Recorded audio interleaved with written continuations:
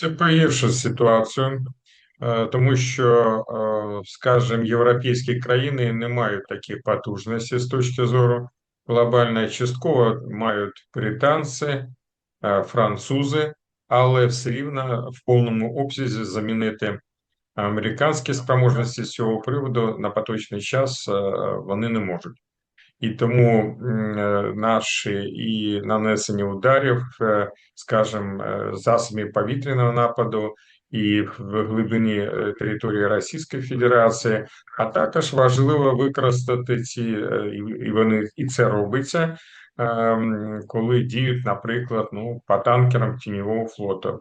Це ж діапазон значить, нанесення ударів і Мгм. диверсій по ним був від західного узбережжя Африки на всяк випадок, там танкерів, значить, пошкоджували Середземне море, чи вже не говорячи про Чорне море, а також